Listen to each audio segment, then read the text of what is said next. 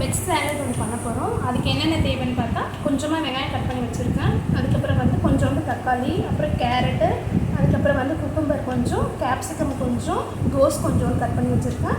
அதுக்கப்புறம் வந்து பச்சைப்பயிறு வந்து ஸ்ப்ரவுட்ஸாக ரெடி பண்ணி வச்சுருக்கேன், முளைக்கட்டி எடுத்து வச்சுருக்கேன். அப்புறம் கொஞ்சமாக கொத்தமல்லி, இதெல்லாம் வச்சு தான் நம்ம இன்றைக்கி சாலட் ரெடி பண்ண போகிறோம். இப்போ இது எல்லாத்தையும் எடுத்து வச்சுருக்கோம். இது எல்லாத்தையும் வந்து இப்போ நம்ம ஒரு பாத்திரத்தில் போட்டுக்கலாம். ஒரு சின்ன கிணத்துல எல்லாத்தையும் ஒன்றா போட்டுக்கலாம். வெங்காயம் போடுறேன், கேரட் கொஞ்சமாக போடுறேன், குக்கும்பர் போடுறேன், கேப்சிகம் போடுறேன், கோஸ் போடுறேன், தக்காளி கொஞ்சம் போடுறேன்,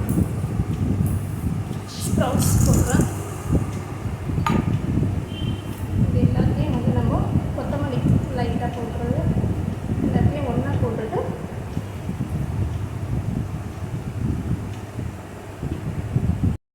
இப்போ எல்லாம் ஒன்றா போட்டு வச்சுருக்கோம். இதோடு வந்து லைட்டாக வந்து சால்ட் கொஞ்சமாக யூஸ் பண்ணிக்கலாம்.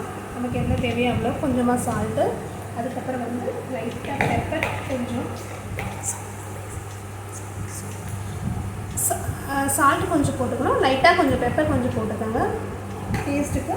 அப்புறம் லைட்டாக கொஞ்சம் லெமன் ஜூஸ், இது என்னென்னா ஆப்ஷனல் தான், கொஞ்சம் போட்டால் நல்லாயிருக்கும். லைட்டாக லெமன் ஜூஸ் போட்டுட்டு இது எல்லாத்தையும் இப்போ வந்து நம்ம மிக்ஸ் பண்ணிவிட்டு, இது வந்து வெஜிடபிள் சாலட்.